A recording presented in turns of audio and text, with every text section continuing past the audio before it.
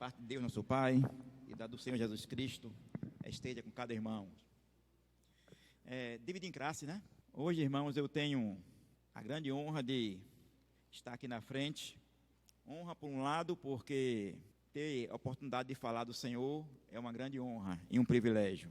Mas, por outro lado, um grande desafio, porque substituir o nosso mestre, pastor Diniz, não é fácil, né?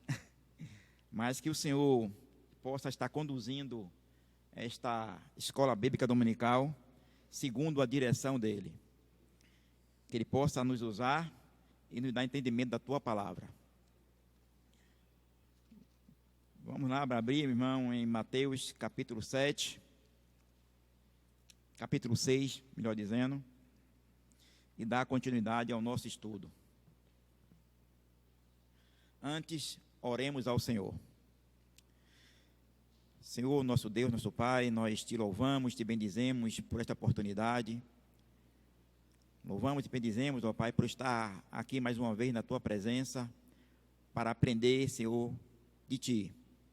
Que o Senhor, meu Deus, possa estar usando, Senhor, cada um de nós, tanto aquele que ensina, como aquele que está aprendendo, Senhor, para que a tua palavra surta o efeito desejado. Em nome de Jesus. Amém.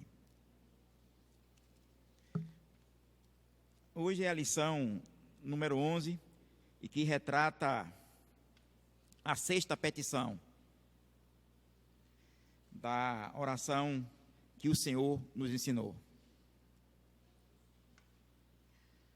Ela está no capítulo 6 de Mateus, no versículo 13. Antes de ler, eu gostaria de deixar os irmãos assim, bem à vontade, porque apesar de eu não conhecer a todos, nem todos me conhecerem, mas a única função de estarmos aqui é aprender do Senhor. A lição 12, a lição 12. 12, desculpe, a lição 12. E de maneiras que eu quero que os irmãos fiquem bem à vontade, assim como ficam com o pastor Adriano, para perguntar, para opinar e muitas vezes até para contestar, porque a única função nossa aqui é aprender. Se porventura alguma pergunta que venha a surgir, eu tenho dificuldade, eu não sabe bem o assunto, eu vou consultar aos universitários, né, diácono? Então vamos lá.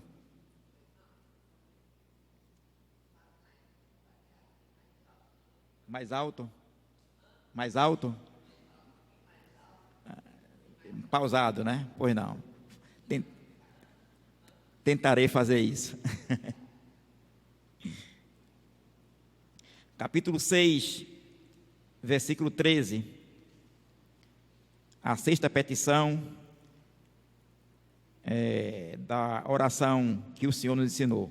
Diz assim: e não vos deixes cair em tentação, mas livrai-nos do mal.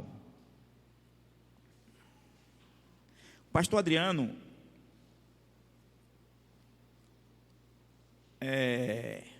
nos falou, nos estudos anteriores, de que a petição eram divididas, na verdade, a oração do Senhor eram dividida em 6 petições. 3 delas direcionado ao reino de Deus e 3 delas relacionado ao homem. E nas 3 primeiras relacionadas ao reino de Deus, ele diz: Pai nosso que estás nos céus, santificado seja o teu nome. Era o primeiro pedido.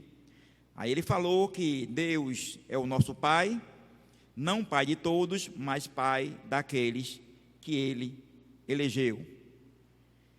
E ele dizia que, na verdade, Deus como Pai era diferente, ou é diferente, como qualquer um pai do mundo. Não é um pai normal, não é um pai humano, mas é um Pai celeste, um Pai do céu. E como um Pai do céu, Ele tem o prazer de abençoar e guardar todos os seus filhos. Na segunda petição, venha a nós o teu reino. O pastor Adriano falou que o reino de Deus é um reino que ele quer estabelecer sobre a terra. O reino de Deus está nos céus, mas ele quer que esse governo, o reino refere-se a governo, que esse governo esteja sobre o seu povo. Então, venha a nós o seu governo, venha a nós o seu reino. Assim na terra como no céu. A terceira petição é: faça-se a tua vontade. Que nós não vivamos em função de nossa vontade, mas que a nossa vida esteja de acordo com a vontade de Deus. Que a vontade de Deus seja imperiosa em nossa vida. Que tudo o que façamos, que seja para a vontade de Deus. Que o nosso desejo não esteja para nós mesmos, mas que a nossa vida esteja voltada para o Senhor. Depois, ele falou das duas petições que se referem ao homem. A primeira, ele falou que o pão nosso de cada dia, que Deus se preocupa com o nosso mantimento, que Deus se preocupa com a nossa vida material. E disse o pastor Adriano que Deus nos prometeu dar o pão nosso de cada dia. Em Salmo 37, 25 diz que fui novo, hoje sou velho, mas nunca vi um justo desamparado, nem a sua descendência mendigar um pão. E naquele momento ele dizia que Deus não prometeu o excesso, mas prometeu o básico. Deus não prometeu o supérfluo, mas prometeu o importante, o pão nosso. Deus prometeu o pão, não o pudim. Prometeu que o homem ia ter, o servo dele, o eleito dele, ia ter o suficiente para se manter. Na segunda petição, que ele dividiu em duas aulas, ele falou que perdoa as nossas dívidas, assim como nós temos perdoado. Aí ele falou do perdão, que nós temos que ter o coração aberto para perdoar, que é fato que nós muitas vezes não perdoamos a todos, mesmo porque não sabemos que cometemos a ofensa, mas que nós temos que ter um coração disposto a perdoar. Essa foi a segunda petição em relação ao homem. E hoje entraremos na terceira petição, que fala: e não nos deixeis cair em tentação, mas livrai-nos do mal. Falar de tentação, meus irmãos, é um assunto um tanto quanto delicado, porque muitos irmãos confundem tentação com provação. Eu vejo alguns irmãos, quando são convocados a fazer uma oração, orarem assim: Senhor, perdoa os meus pecados, porque eu tenho cometido a cada instante, a cada momento, a cada segundo, pecado com ações, pensamentos, palavras. Como assim? Como nós temos cometido pecados a cada instante, a cada segundo, com ações, palavras e pensamentos? Não é isso que a Bíblia nos ensina. A Bíblia nos ensina que nós estamos mortos. O crente não pode viver como se estivesse obrigado a pecar. O crente peca? Sim, o crente peca. Mas o pecado do crente é um acidente. Não pode ser uma constante. Não pode ser uma rotina. Não pode ser uma vida contínua a cada instante, pecando em ações, pensamentos e obras.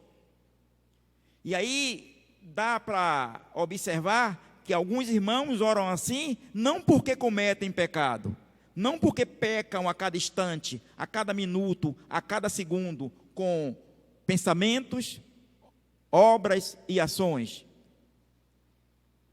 mas porque ele interpreta o mal, o pecado, a tentação e a provação. Nós somos cometidos a cada momento, a cada segundo, somos cometidos pelas ações de pensamentos, ações de práticas, mas não como um pecado.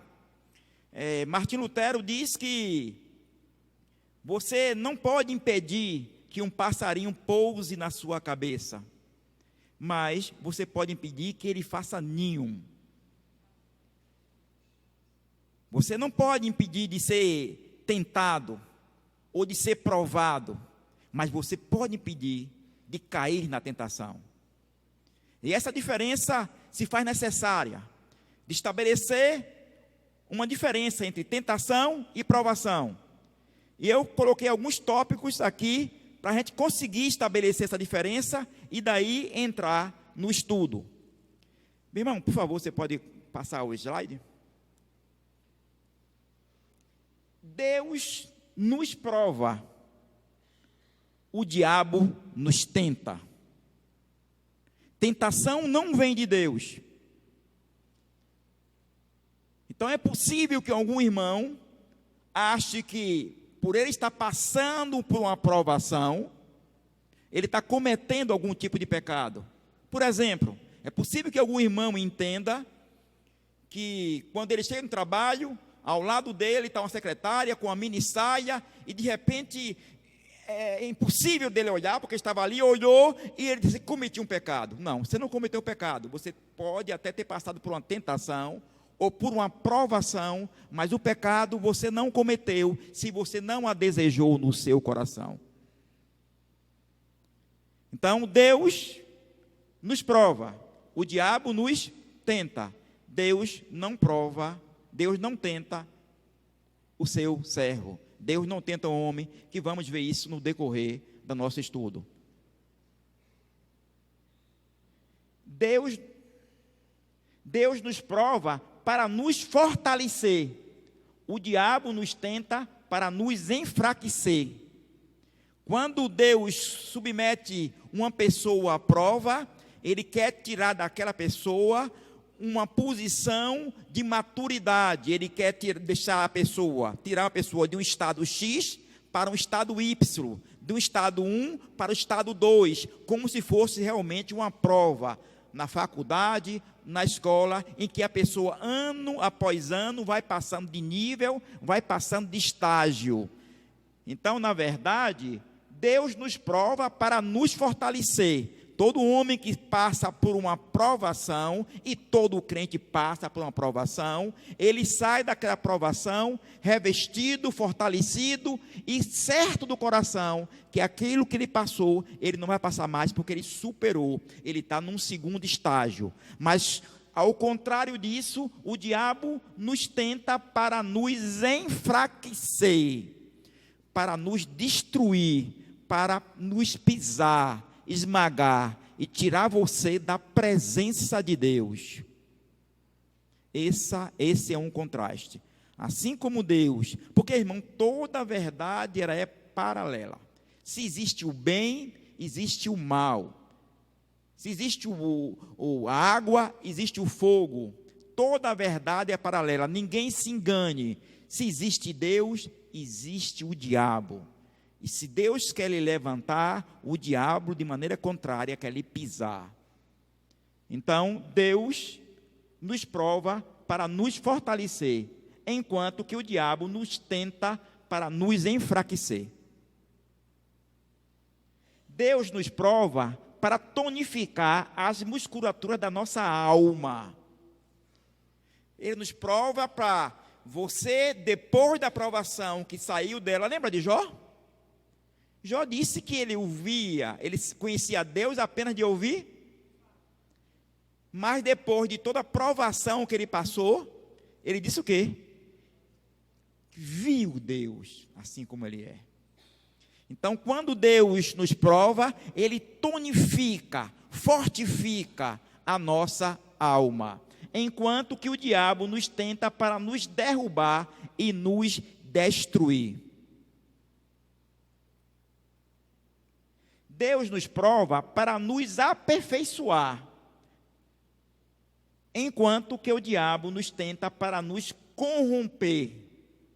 Deus nos prova, todo homem, todo servo de Deus, todo eleito de Deus, quando passa por uma provação, você sai de lá fortalecido. Não é assim? Não é assim? Ou estou enganado? Quando você passa por aquela provação, você sai, aprendi. É assim. Deus me ensinou.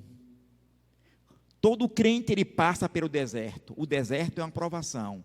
Só que quando ele sai do deserto, ele sai robusto, ele sai forte, ele sai traquejado.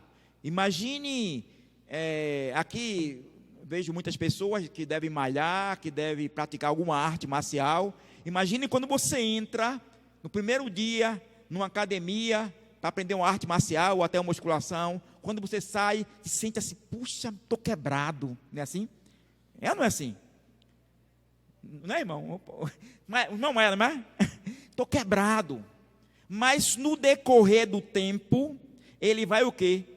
Se fortificando, se fortalecendo. E aquela malhação, aquele treinamento, para ele é uma terapia. E no dia que ele não vai, ele sente falta. Sente falta.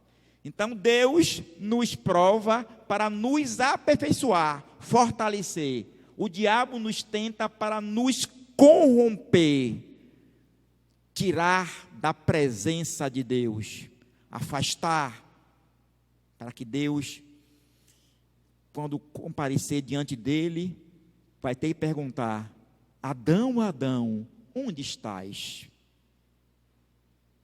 Adão, Adão, onde estás? Tinha se escondido porque o pecado envergonhava ele na presença de Deus.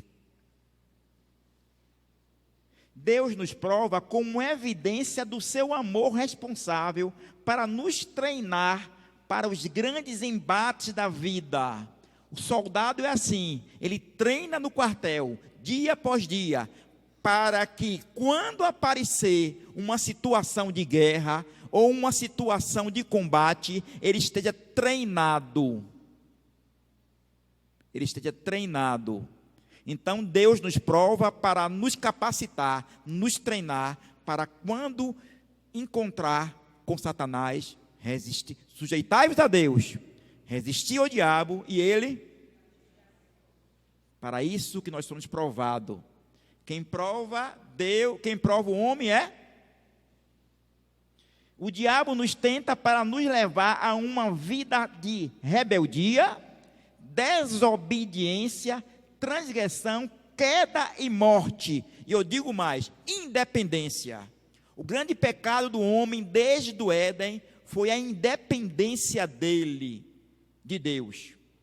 O homem queria ser independente de Deus. Deus disse: desta árvore não comerás.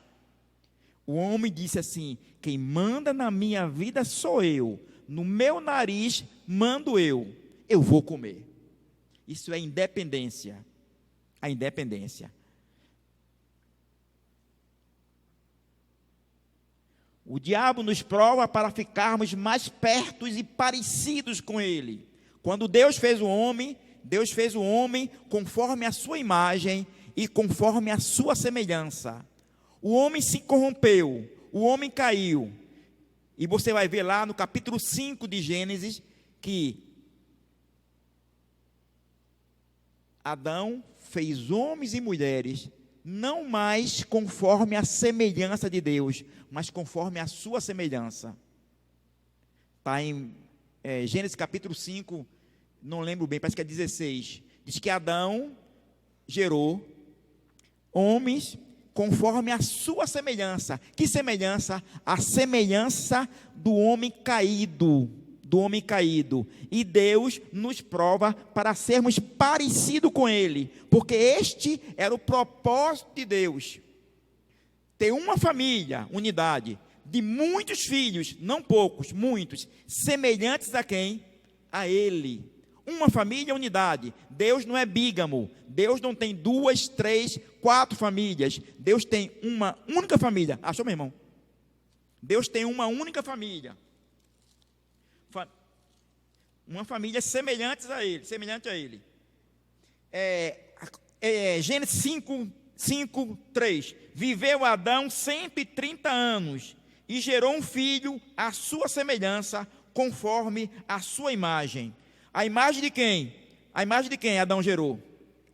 A imagem de quem Adão gerou? O filho. Semelhança dele, do homem caído, do pecado. Deus, quando formou o homem conforme a semelhança de quem? Dele, de Deus. Mas Adão, depois da queda, gerou homens e mulheres conforme a semelhança dele, do homem caído, do pecado. Gênesis capítulo 5, versículo 3. De maneiras que o grande propósito de Deus, o propósito eterno de Deus é ter uma família, não 2, 3 ou 4. Como eu disse, Deus não é bígamo. Ter uma família como? Semelhante a Ele. Caráter, vida, santa. Uma família não de poucos filhos, de muito. Deus quer uma unidade com quantidade e com qualidade dele. Portanto, Deus nos prova para ficarmos mais perto e parecidos com Ele. O diabo nos tenta com o propósito de nos afastar de Deus. A provação, essa é a última, meu irmão, né? A provação é santa, é boa. A tentação é maligna e má. A provação vem de um Deus que quer lhe capacitar, que quer lhe treinar, que quer lhe tonificar, que quer fazer você um homem maduro, um homem semelhante a Ele, com a estatura do varão perfeito. Entretanto, a tentação, ela é maligna, má, a atenção dela é corromper o homem. A provação, como já disse, vem de Deus, e a tentação vem do diabo. Baseado e depois desse pano de fundo, vamos abrir em Tiago.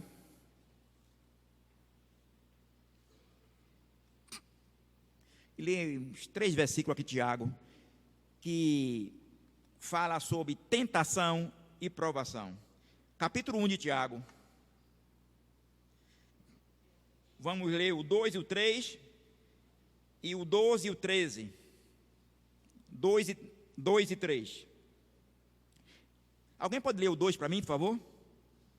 Tiago 1, 2. Não, é Tiago capítulo 1, versículo 2, minha irmã. É o 2. Amém. Parece até um contrassenso quando Tiago se refere aqui dizendo: meus irmãos, tende por motivo de toda alegria quando passardes ou por passardes por várias provações.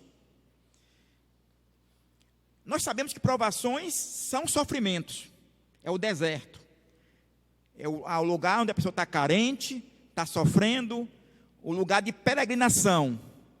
E Tiago fala que seja motivo de grande alegria, não é nem de alegria, é de grande alegria,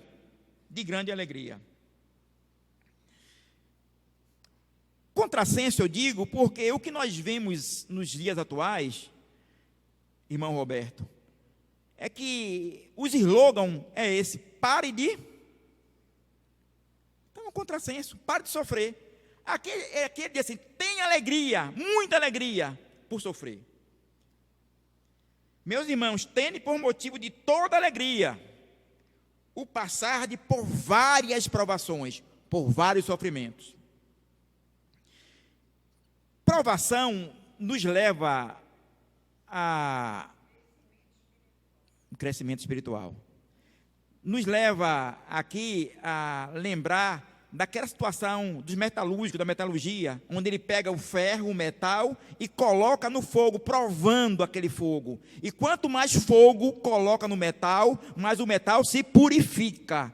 O ouro, quanto mais fogo, 18 quilates, 20 quilates, 30, a quantidade de quilates e a quantidade de fogo, da incidência de fogo que você coloca no ouro. E quanto mais fogo o ouro recebe, mas ele se purifica. Então, quanto mais provação o servo de Deus passa, sofre, mas ele fica mais puro e mais santo. É mais ou menos essa ideia que Tiago quis falar. Sabendo que a provação, por que ele tem que ter alegria? Por que ele tem que ter alegria? Porque a provação da vossa fé, uma vez confirmada, produz perseverança.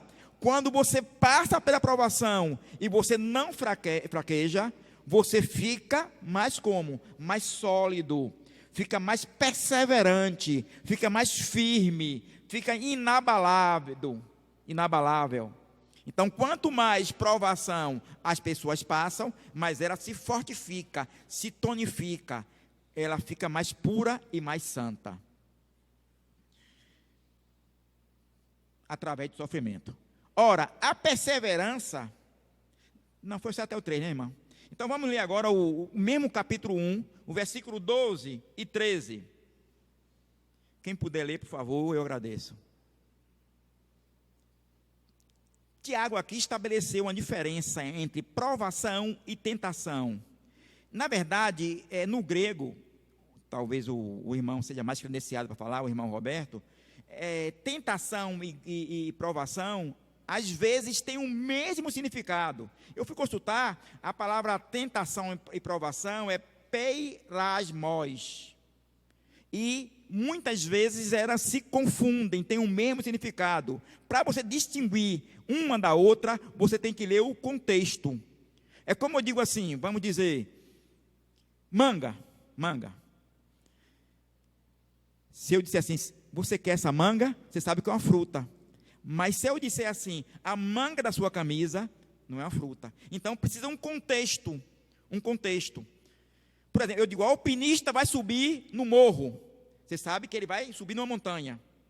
Mas quando eu digo assim, eu morro todas as vezes que eu cometo isso, a mesma palavra com significado diferente. Então, no grego, a palavra tentação, ela tem uma ligação meio dúbia com a palavra provação. E Tiago aqui exemplifica. E ele diz aqui, sabendo que a provação da vossa... Desculpe.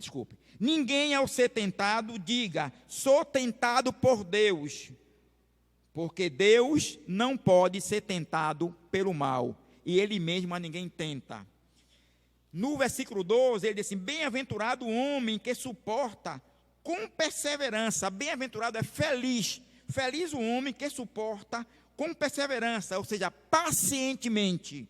O homem que suporta pacientemente a provação, porque depois de ter sido aprovado, receberá a coroa da vida.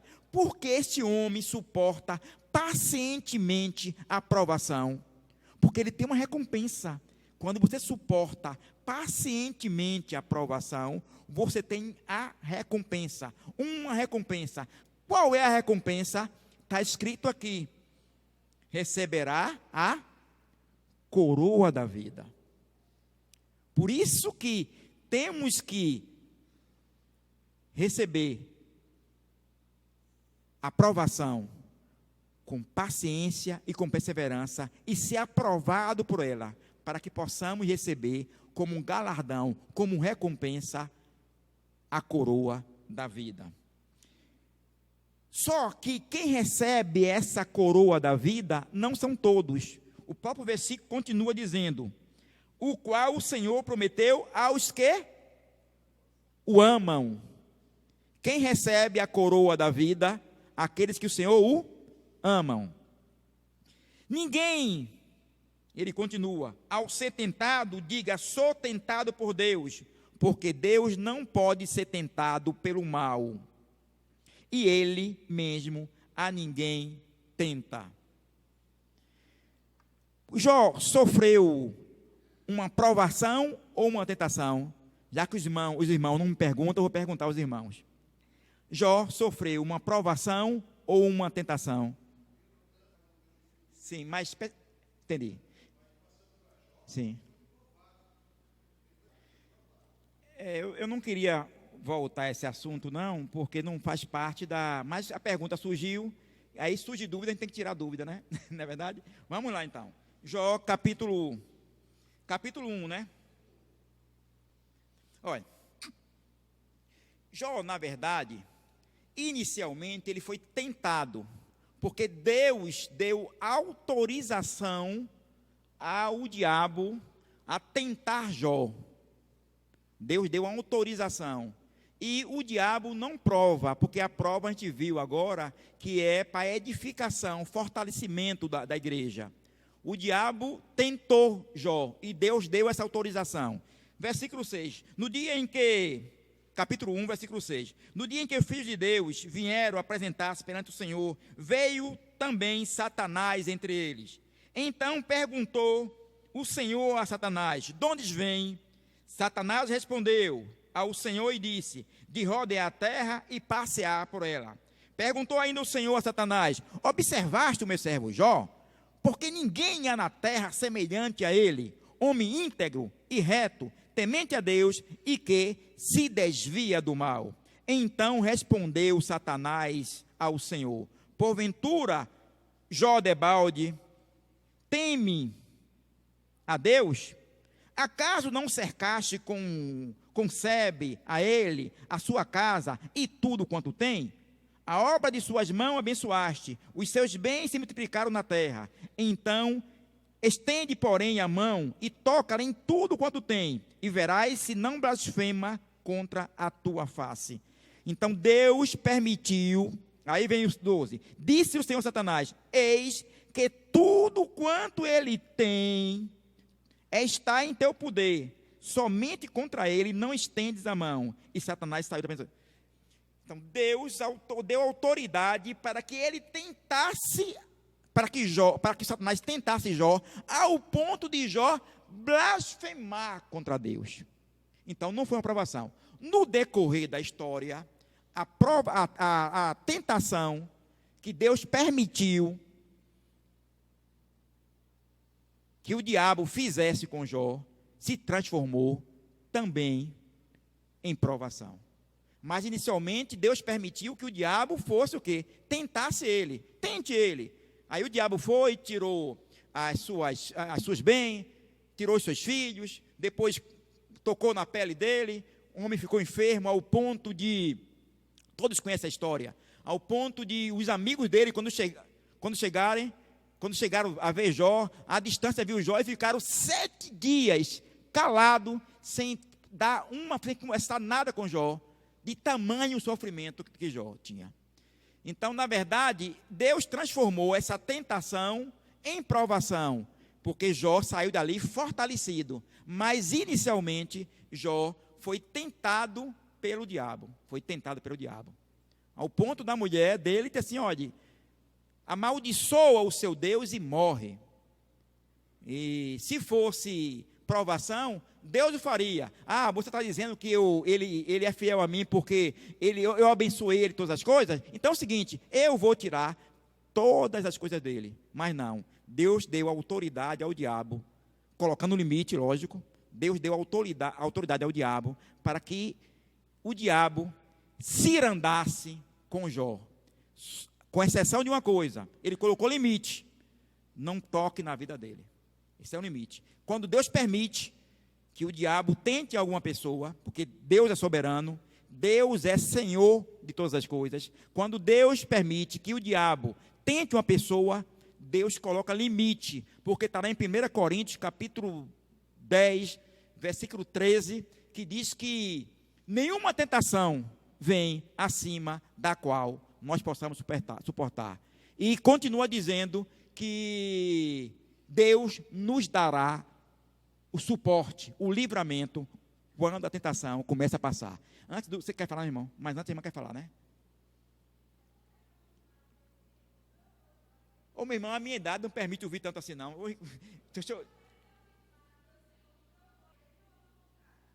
Sabe como fazia? Assim, naquela época no deserto, Moisés fazia assim, tinha 400 mil, fora mulheres e crianças. Aí a última pessoa tinha uma pergunta a fazer. Aí a pergunta vinha, como não tinha microfone, não tinha som. Moisés, a pessoa fazia uma pergunta e ia repassando.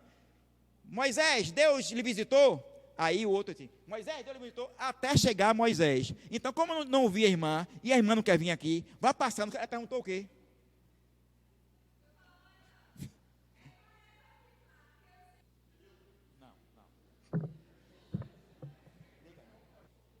Ela está perguntando que se é correto afirmar que com a aprovação de Jó, não é isso? Que Deus fez a Jó. Satanás tirou um proveito da situação, não é isso? Ou foi o inverso, não é isso? É mais ou menos essa pergunta, não? Meu irmão, minha irmã, Deus usa o mal para o seu bem. Deus usa o mal para o seu bem. Em Isaías 45, parece que versículo 7, diz que Deus criou o mal, mas quando diz que Deus criou o mal, não é que Deus fez o mal, é que Deus permite que o mal aconteça para tirar um proveito disso. Então, o próprio Deus ali sabia, através da sua soberania, o que iria acontecer. Ele permitiu que acontecesse, e para não ter uma intervenção dele no que Satanás queria fazer, ele disse assim, Satanás, faça, use como você quiser, só não toque na vida dele, use, faça. Então Deus colocou um limite, e Satanás é tão burro, que o efeito disso aí foi fortalecer a vida de Jó.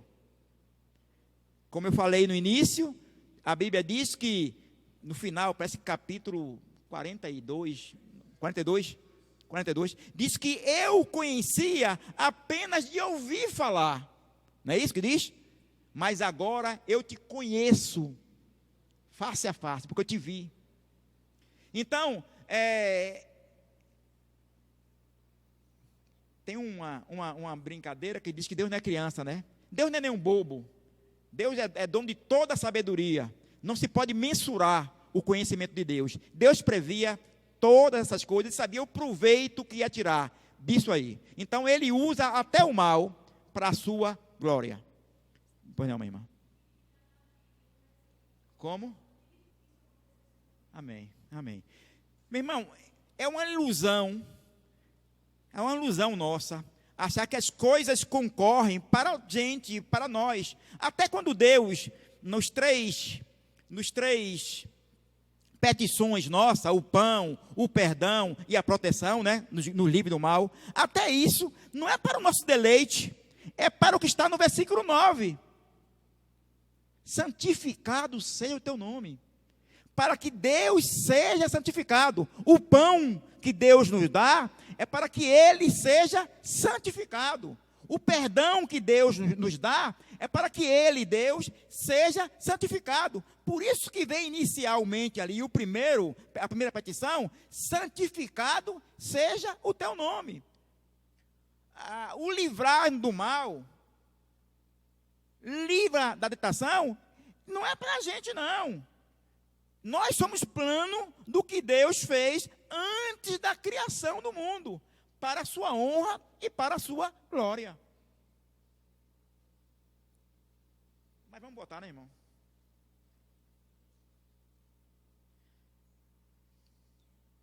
Vocês lembram lá? É porque nós temos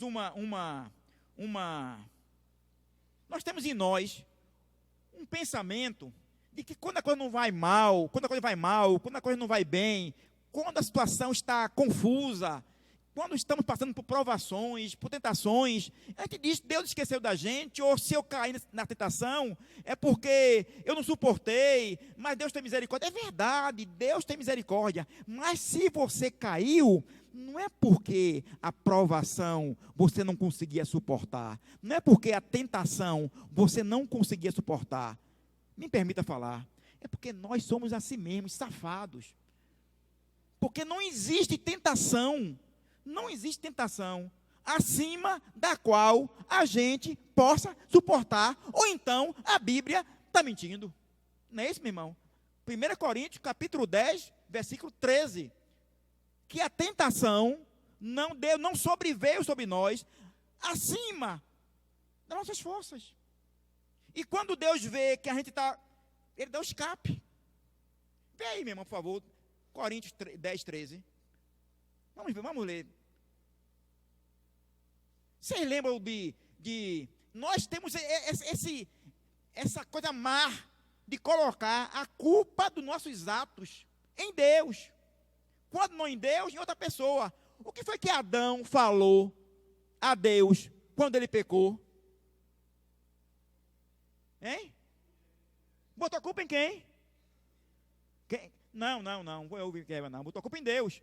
Foi a mulher que tu me deste. Ou seja, o Senhor é culpado porque me deu esta mulher. Botou a culpa em Deus. Você entende? Não foi na mulher, não. Que quando fala, foi a mulher que tu me deste, Adão está dizendo o seguinte, olha, se o Senhor não tivesse me dado esta mulher, eu não teria caído. Então, Adão colocou a culpa em Deus. Nós temos isso. O coração do homem é um coração perverso, coração mau. Foi a mulher que tu me deste. Sim, meu irmão, leia, por favor. 10, 13, 1 Coríntios. Vem. Deus não permitirá que a tentação, que a provação venha acima das suas forças. Então, quando eu caio numa tentação, quando aquela mulher, inicialmente que eu falei, que entrou lá no meu gabinete com a saia, e eu caio nesta tentação, a única culpa é minha, porque Deus me deu escape. Deus me deu, num momento de segundo, é adultério. Edivaldo, segura a onda. Fuja. José, fuja. E José não é melhor nem pior do que eu. Apenas José, quando viu, correu. E eu fiquei. E aí caí. Você entende? Abre e fecha aspas, viu? Não sou eu, não.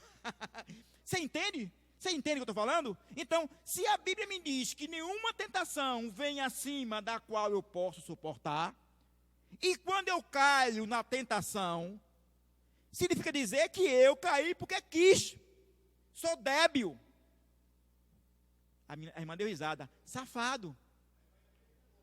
Como?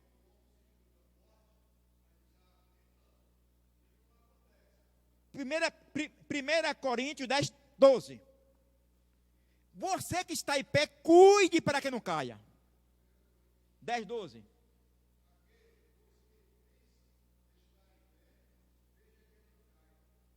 Nós temos dois extremos. Nós temos o ponto fraco. E quando eu sei que eu tenho um ponto fraco, eu corro. Mas temos o outro extremo. Nós temos um ponto forte. Eu sou bom nisso aqui. Isso aí não me derruba, não. Cachaça não me derruba. Dinheiro, eu administro bem. E aí ele termina caindo, porque ele acha que está em pé. Em pé aí se pensa que é forte, esse em pé é forte. Se você pensa que é forte, Paulo exorta, cuide para que não caia. Cuide para que não caia. Porque ninguém é forte o suficiente. Sabe por quê? Porque todos pecaram e carecem da glória de Deus. Não é isso, meu irmão? Bom, já que eu estou no 13, para correr aqui, vou ler o 14. Ao contrário, cada um é tentado pela sua própria cobiça quando esta atrai e o seduz. Eu vi uma história há um tempo atrás, eu vou contar rapidamente aqui, é questão só de 20 segundos. Um homem, em um determinado lugar, conheceu uma mulher linda, sensual, bonita. Conversaram e saíram para um determinado local e tiveram uma relação. Dessa relação surgiu um filho. Esse filho cresceu e, sabendo do caso, comprou uma arma e matou o pai. Entendeu aí, não? Deu para entender? É isso que Tiago está explicando aqui. É isso que Tiago está personalizando aqui. Vamos ver? Olha o que Tiago diz. Ao contrário, cada um é tentado pela sua própria cobiça. O homem é tentado pela sua própria cobiça. O homem viu a mulher atraente, sedutora. Quando esta o atrai e seduz, ela atraiu ele e seduziu. O homem viu a mulher, a cobiça, bonita, elegante. A cobiça atraiu ele que seduziu ele, certo? Então a cobiça, depois de haver concebido, ela engravidou, concebido, deu à luz ao menino, o pecado, deu à luz ao pecado. E o pecado, uma vez consumado, crescido, gerou a morte. Viu a história? Tiago está contando essa história aqui. Essa história que Tiago está contando. Mas, meu irmão, vamos para o nosso Mateus.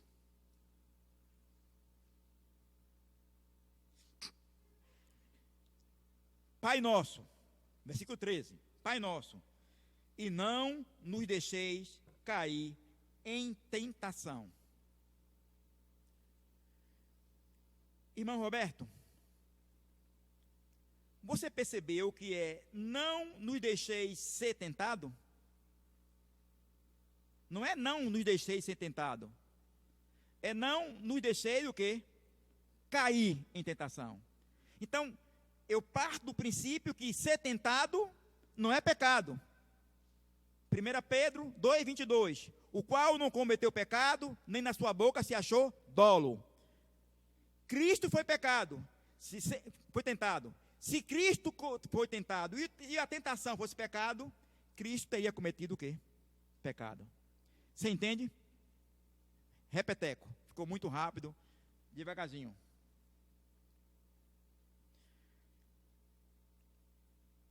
No versículo 13, diz o seguinte: e não vos deixeis cair, ou vos deixes cair em tentação. Pressupõe que o pecado não é ser tentado. Amém? O pecado é o quê? O seu irmão não respondeu, eu não vou responder não. Pronto. Amém. Vamos participar. O pecado é cair na tentação. Se o pecado fosse, se a tentação fosse pecado, Jesus teria cometido, porque lá no monte, Mateus 4, ele foi tentado. E a Bíblia diz, nós sabemos que Jesus não cometeu pecado, mas em 1 Pedro, capítulo 2, versículo 22, diz o seguinte: o qual não cometeu pecado, nem na sua boca se achou dolo, engano, crime. Dolo é crime. Então, a tentação não é o problema, porque todo crente, toda pessoa eleita por Deus, ele sofre tentação e sofre pecado.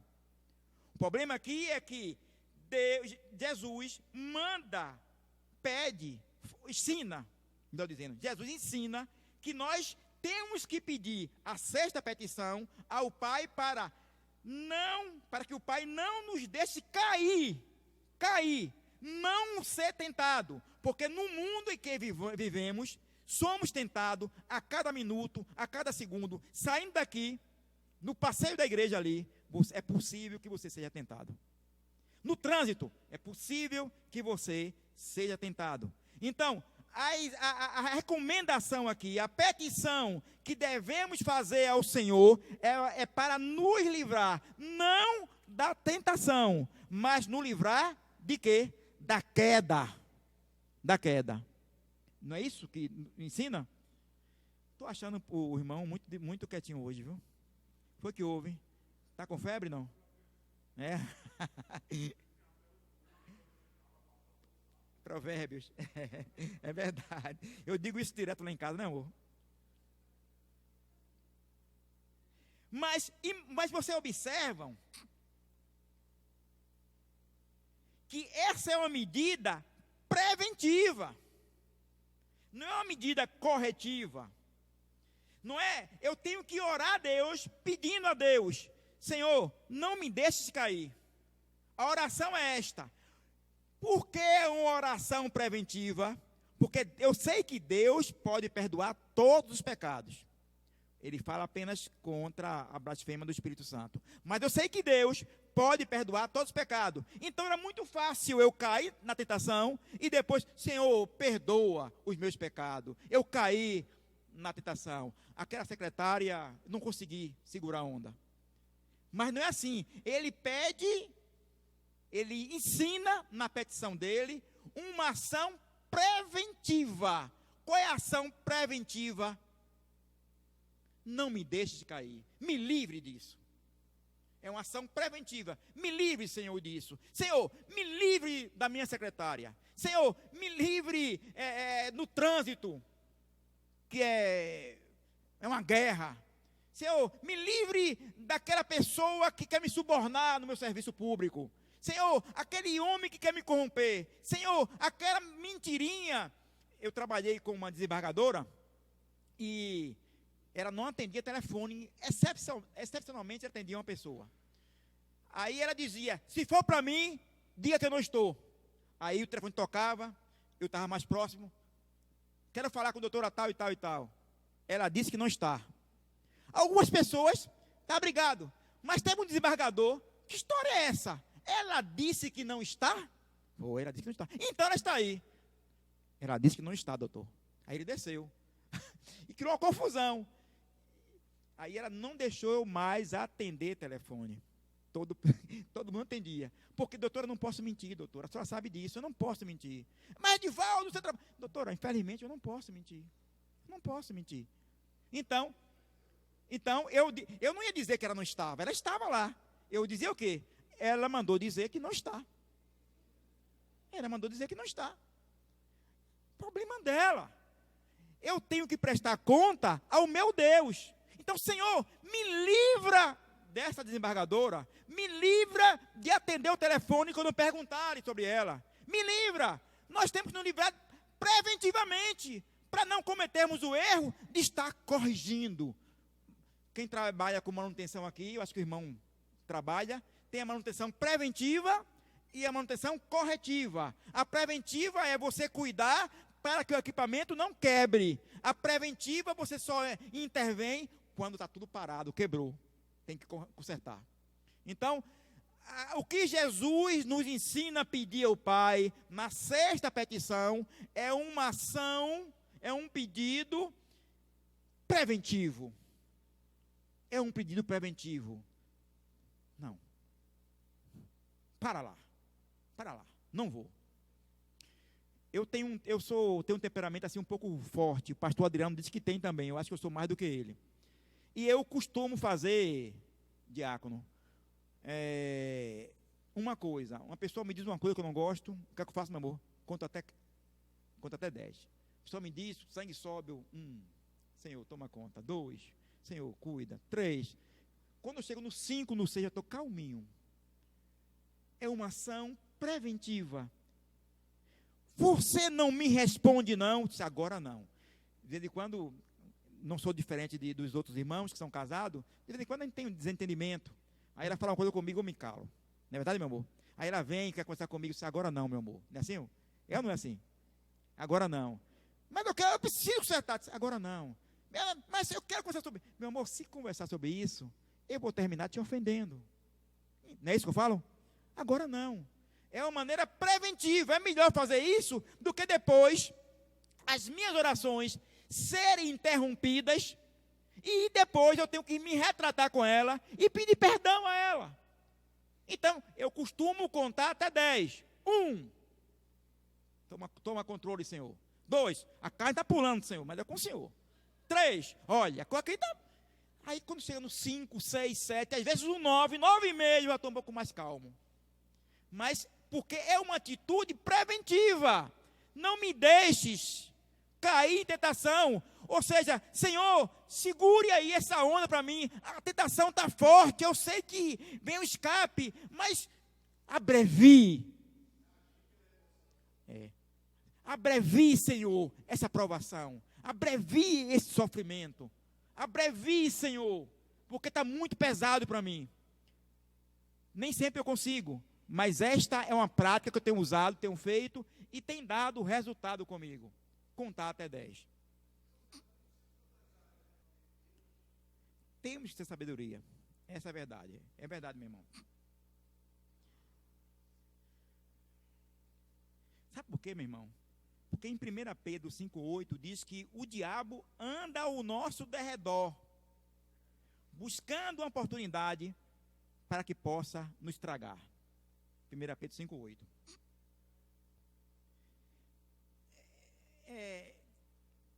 E outra coisa, em Salmo 119, acho que é 119, acho que é 71, acho que é 71, não sei, é Salmo 119, 71, diz que nós temos que passar por sofrimento. Vê aí, vê se não é 119, agora parece que é 71, 72, nós temos que passar por sofrimento. Esse negócio de parar de sofrer é balela.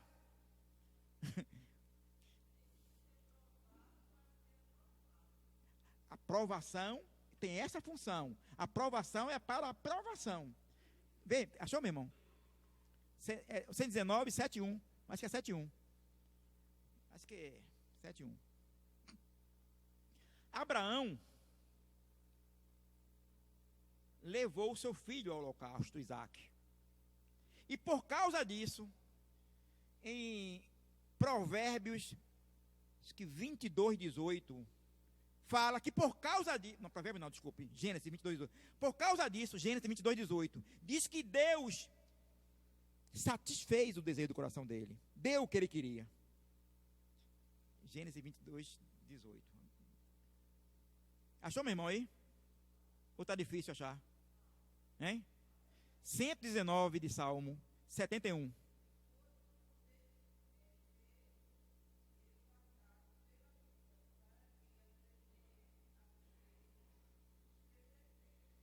Ele teve que passar por aflições. Para quê? Para aprender os decretos. Para aprender os decretos.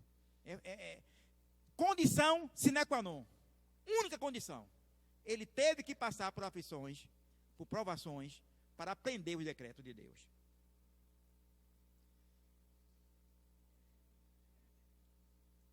Mas livrai-nos do mal. Este mal aqui pode ser entendido de várias maneiras, mas pelo contexto do versículo, esse mal aqui é o maligno. Há quem diga que o mal é a produção do maligno. Deixa eu dizer mais ou menos o que é produção e fábrica. Deixa eu dizer a vocês o que é árvore e fruto. A fábrica produz, digamos, cigarro. Se eu quero combater o cigarro, eu tenho que comprar o quê? Todo cigarro que tem no mercado? Não. Porque eu compro o cigarro que está no mercado, mas a fábrica continua o quê? Produzindo. Então, não consigo vencer os cigarros assim. Para eu combater o cigarro, eu tenho que fechar o quê? Porque a fábrica fechada, não há produção. Então, quando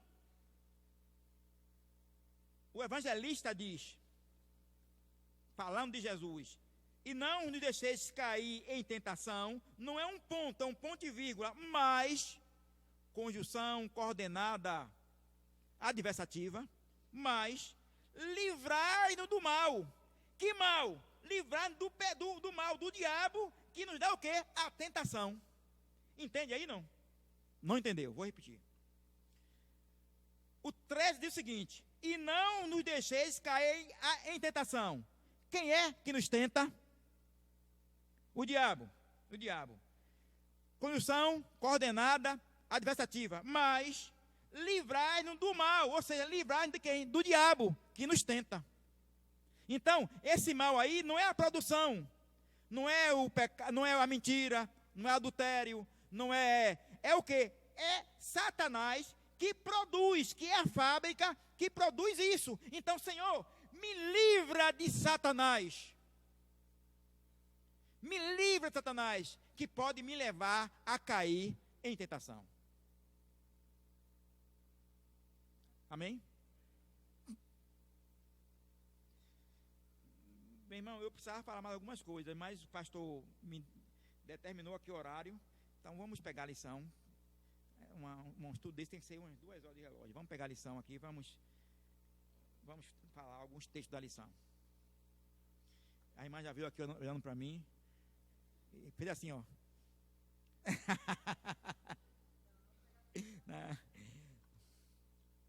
Lição 12, está na página 54. Vou ser bem rápido por causa do tempo, viu? O pastor disse que era até 10h30, no máximo 10h40, não foi isso que ele falou?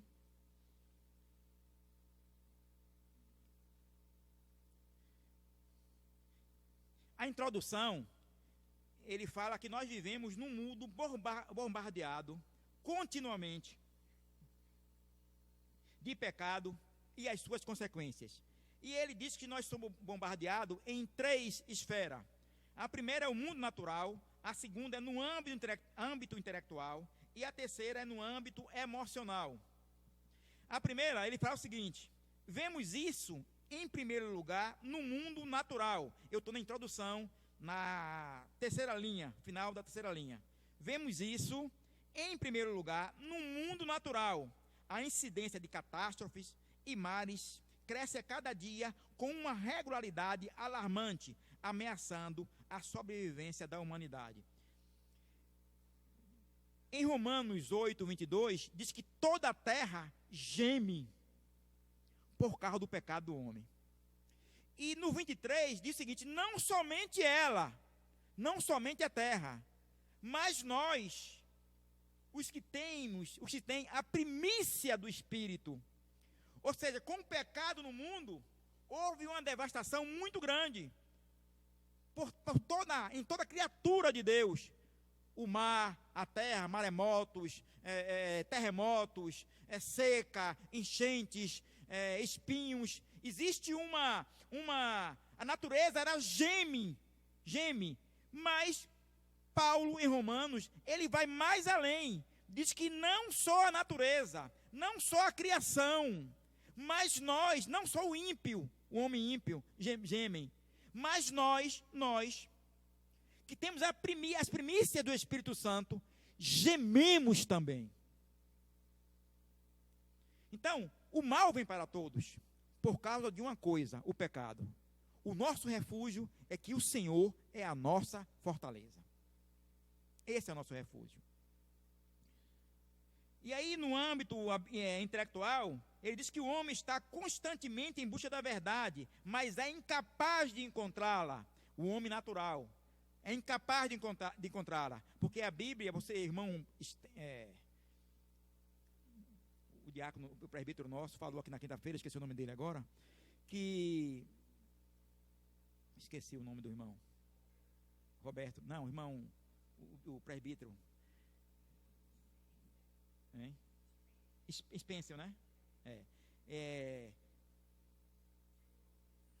Ele falou no domingo, na quinta-feira, que essa inconformidade do mundo, ninguém entende ninguém, as coisas se tornam confusas, é porque o homem traz dentro dele a marca do pecado. Nós somos decaídos pelo pecado. Em uma terceira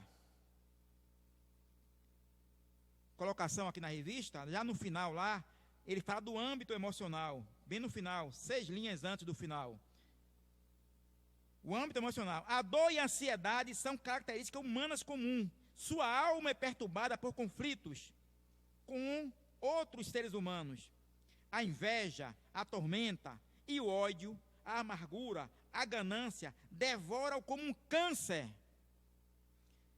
Seus afetos são direcionados erroneamente, seu amor é desprezado e a sua confiança é traída.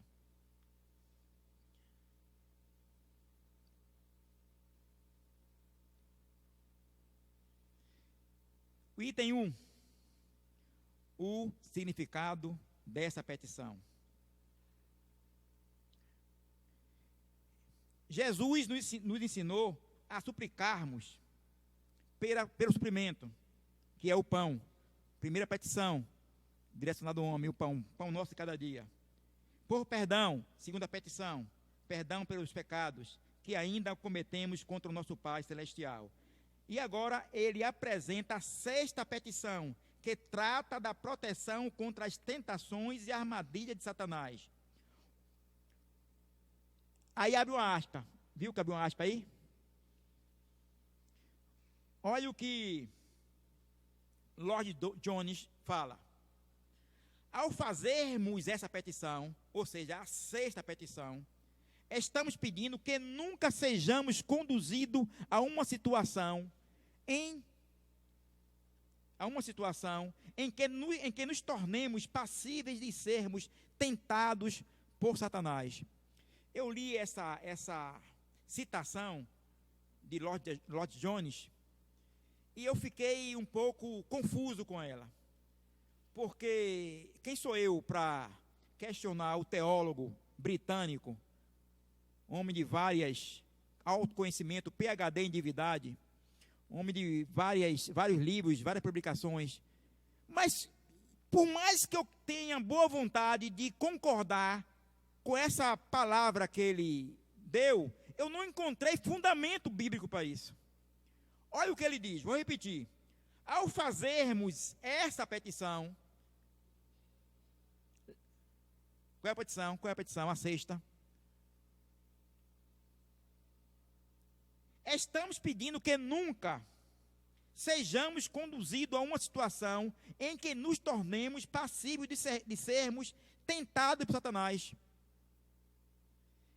A petição sexta, como eu falei, não diz que não é para a gente ser tentado por Satanás. A sexta petição diz para não cair em tentação e não para não ser tentado. Entende, não? Entende? A sexta petição diz que é para quê? Para nós não cairmos em tentação e não para não ser tentado, porque é impossível um homem não ser tentado. Impossível. Todo ser humano, inclusive Jesus, foi tentado. E várias vezes.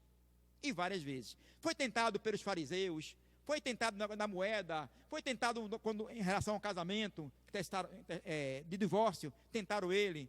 Foi tentado de várias maneiras. Então, quando o teólogo fala, ao fazermos esta petição, estamos pedindo que nunca sejamos conduzidos a uma situação em que nos tornemos passíveis de sermos tentados por Satanás. Não é passivo de ser tentado, é passivo de ter a queda da tentação. Aí o autor da revista fala, mas Deus faz com que um filho seja conduzido a Satanás para ser por ele tentado?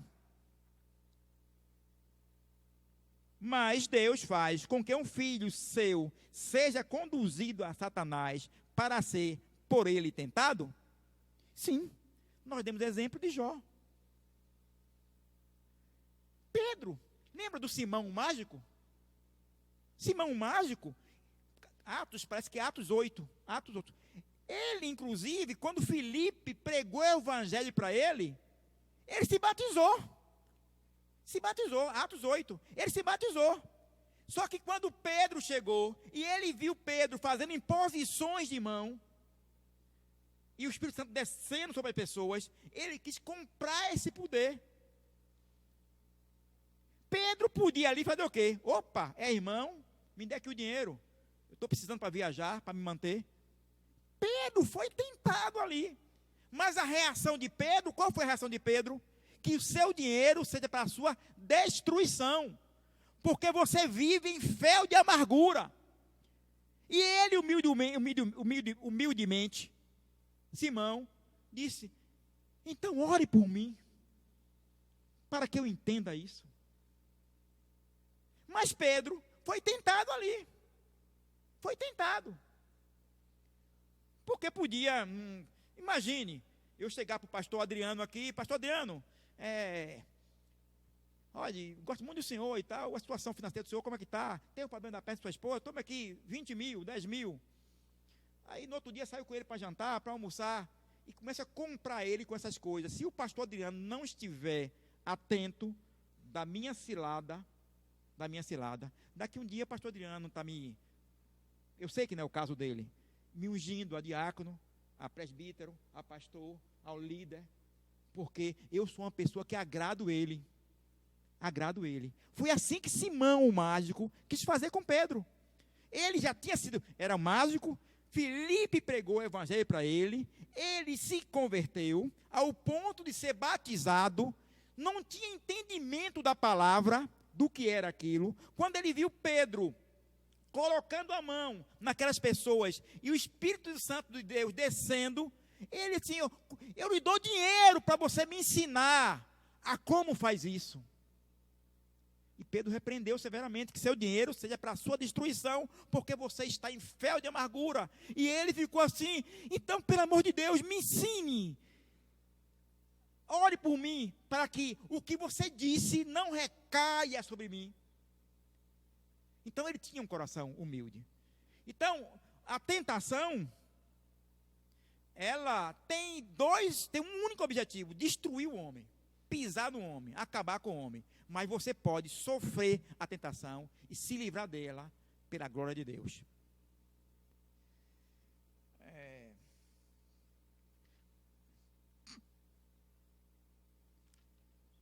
Quando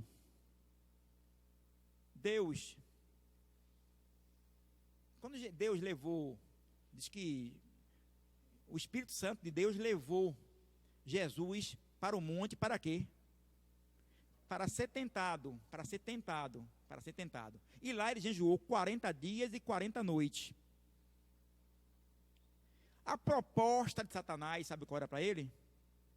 Tudo isso te darei, se o quê? Prostrado me adorares. Satanás tenta você,